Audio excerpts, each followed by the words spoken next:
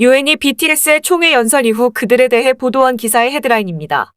BTS를 하나의 단어로 정의한 것이 바로 월드리더라는 것입니다.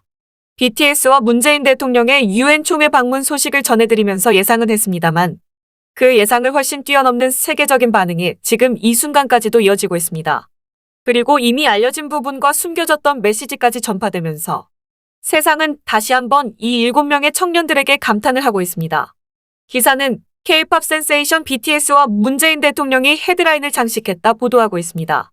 BTS의 유엔에서의 활약과 공헌도에 대한 소식은 이미 전 세계로 급파되고 있는데요. 외신 기사들 또한 관련 소식이 아닌 BTS에 대한 감상평 수준의 기사를 쓰고 있습니다. 글로벌 시티즌은 K-팝의 아이콘 BTS가 유엔에서 한 연설은 감동적이었다고 하면서 멤버 각각의 연설 내용에 대해 구체적으로 설명을 해주고 있습니다. 또한 BTS의 이런 전 세계적인 평등과 환경을 위한 활동이 이번이 처음이 아니라고 하며 지구온난화와 싸우기 위한 나무 심기, 2019년에는 기후변화에 대한 인식을 높이기 위한 포뮬라 2와의 협력, 그리고 블랙 라이브즈 매터와 같은 인권운동을 지원하고 반아시아인 증오 범죄와 발언에 대해 지속적으로 목소리를 높여온 BTS의 선한 영향력 전반에 주목하고 있습니다. 독일의 공영매체 도이치벨레 또한 BTS의 유엔에서 공연 영상이 1000만 조회수를 동파하는 파급력을 보였다는 점에서 주목했습니다. 이것은 뉴욕에서 열린 유엔 총회에서의 평범한 연설이 아닌 세계에서 가장 큰 보이밴드 BTS의 연설이었기에 가능했다고 보도하고 있습니다. MBC 시카고는 BTS가 유엔에서 연설을 하자 인터넷은 미쳐버렸다면서 이번 연설이 오랜만에 열린 유엔 회의 중 가장 즐거운 순간이었다고 보도하였으며 음악 전문 매거진 롤링스톤즈는 BTS의 퍼미션 투 댄스에 대한 유엔의 승인은 필요 없다는 BTS의 노래 제목을 패러디한 헤드라인을 꼽았습니다. 이렇게 세계 주요 외신들이 꼽고 있는 BTS의 활약에 대한 부분 외에도 더욱더 큰 주목을 받고 있는 요소들이 있었습니다. 워싱턴 포스트지가 가장 먼저 주목한 BTS의 발언 중 하나는 바로 백신이었는데요. 워싱턴 포스트는 BTS가 유엔에서의 연설에서 백신 접종을 촉구하고 기후를 위한 행동을 장려하였다는 헤드라인을 뽑았습니다. 패션 매거진 보그도 BTS가 유엔에서 가상 청중에게 백신 접종을 권유하였다 보도하였습니다. 백신에 대한 접근성 부족은 여전히 팬데믹의 가장 큰 걸림돌이고 9월 기준 미국인의 거의 절반이 여전히 백신을 접종하지 않았으며 궁극적으로 더 많은 세계 인구가 백신을 받아들이도록 하는 것은 백신 공급과 함께 BTS와 같은 대중문화 아이콘의 격려가 결합이 돼야 가능할 것이라면서 백신은 우리를 기다리고 있는 팬들을 만나게 해주고 오늘 여러분 앞에 이렇게 설 수 있게 해주는 일종의 티켓이라는 BTS 제이홉의 언급도 전했습니다. BTS의 역할은 백신 접종의 부작용에 대한 두려움을 없애고 전 세계적으로 벌어지고 있는 국가별, 지역별 백신 불평등에 대한 해결이 필요함을 호소하는데 매우 중요한 역할을 했다는 것이 기사의 평가입니다. 그리고 연설 내용만큼이나 큰 영향력을 끼친 또 다른 것이 있었습니다.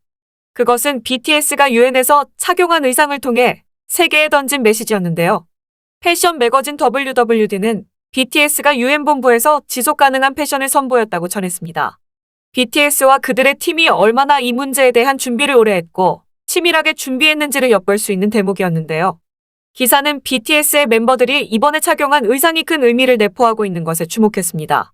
BTS 멤버들은 이번에 모두 한국의 기분을 둔 지속가능한 재료를 사용한 의류업체에서 제작한 커스텀 수트를 착용했다는 것인데요.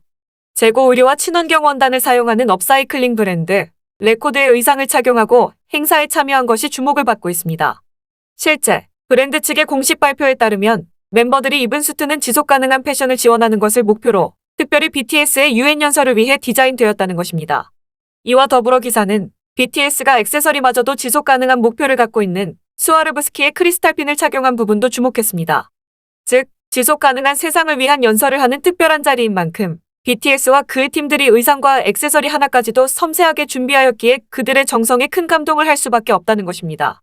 그리고 이번 연설에서는 BTS의 희망적인 가치관을 엿볼 수 있는 세계적인 신조어가 탄생하였습니다.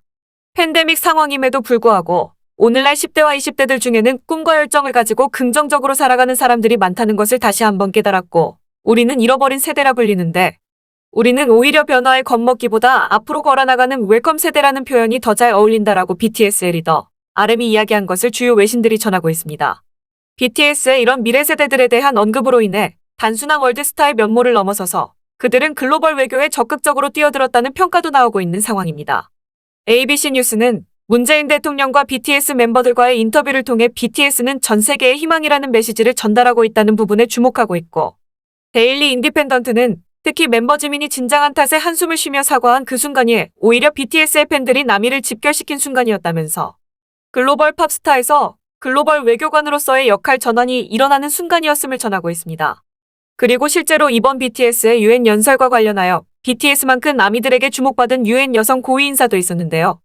UN 사무부 총장 아미나 모하메드는 자신의 트윗에 BTS와 자신과의 만남에서 BTS를 응원하는 사진을 올려 큰 호응을 받았으며 특히나 크게 긴장했던 지민과의 주먹 인사는 큰 화제가 되고 있습니다.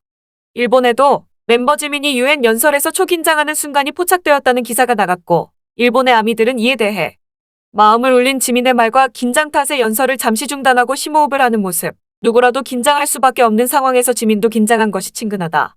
UN 연설에서의 지민의 모습을 매우 칭찬한다. 연설은 그의 사람 됨됨이를 나타냈다. 매우 좋았다. BTS를 좋아하게 된 건 다이너마이트 때부터인데 그때도 이미 너무 큰 존재였지만 어제 연설 중 긴장하는 모습을 보았을 때는 BTS도 긴장을 하는구나. 우리 모두가 함께구나라는 생각을 했다.